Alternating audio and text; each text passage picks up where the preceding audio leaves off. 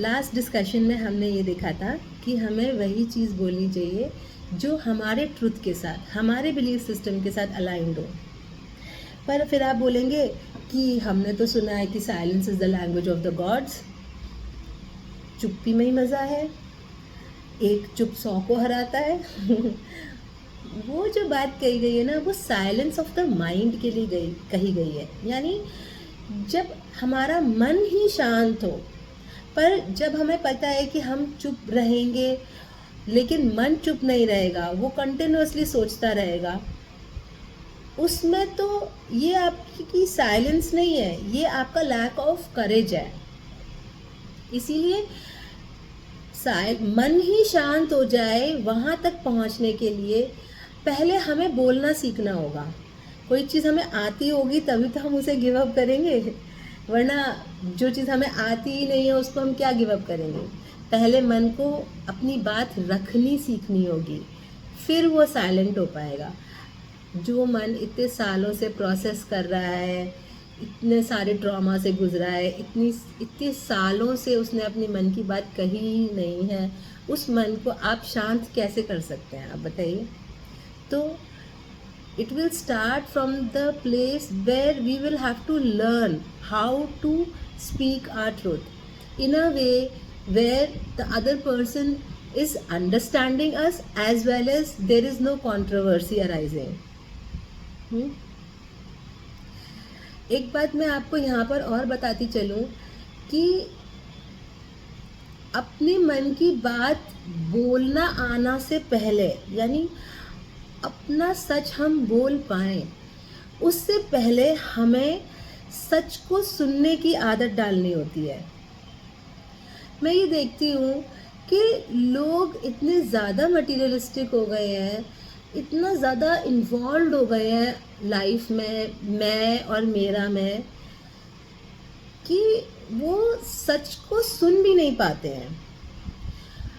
बोल तो क्या ही पाएंगे। अभी परसों की ही बात है, किसी से मैं बात कर रही थी, वी वर डिस्कसिंग डेथ। तो मैं उनसे ये बोल रही थी कि देखिए एक दिन सबको मरना है, our loved ones will leave us one day. So she started flinching, उसको इतनी घबराहट हुई, वो बोलती है पूजा इस तरह मत बोलो प्लीज़। मैंने ये सोचा अपने मन में कि जो व्यक्ति सच सुन ही नहीं पा रहा है वो बोल क्या पाएगा। देखिए, रियलिटी को फेस करिए। हमारा माइंड इतना ज़्यादा इल्यूजन में हमें रखता है कि वो रियलिटी को देखना भी नहीं चाहता, सुनना भी नहीं चाहता, समझना भी नहीं चाहता, बोल तो क्या ही पाएगा। ठीक है ना, इसीलिए बोला गया है cemeteries, graveyards, these are the best places to visit. They show you the truth on your face that everything is going to end one day. कहते हैं ना, begin with the end in mind.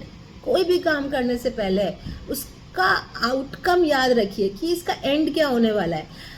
अगर हम किसी भी काम को करने से पहले उसका अंत याद रखते हैं तो पूरा का पूरा जो हम काम करते हैं ना, पूरी जर्नी हमारी, हम कोई गलती नहीं करते। हम अगर कॉन्वर्सेशन कर रहे हैं किसी के साथ तो हमारे वर्ड्स एकदम एक्यूरेट होते हैं। अगर हम कोई काम करने निकले हैं तो हम उस काम को करने का जो प्रोसेस चूज़ करते हैं वो एकदम परफेक्ट होता है।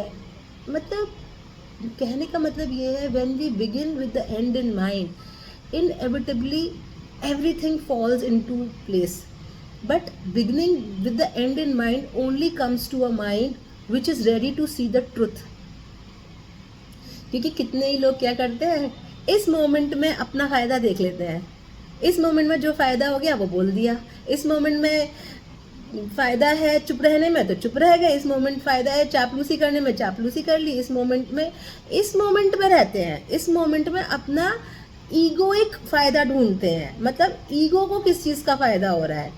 विन विन सिचुएशन में नहीं होते कि आप दूसरे व्यक्ति के ईगो को भी ध्यान में रखकर डिसीजंस लीजिए, ऐसा नहीं करते। वो इस मोमेंट में अपना फ़ायदा देखा विदाउट रियलाइजिंग कि इसका एंड क्या होगा। सो ट्रुथ देखने का सबसे सिंपल तरीका होता है कि आप कुछ भी करने या कहने से पहले उसका एंड रिजल्ट याद रखिए एंड देन बिगिन। सो सच के लिए मैं बोलूँगी, सच बोलना आए उससे पहले सच देखना सीखिए, सुनना सीखिए।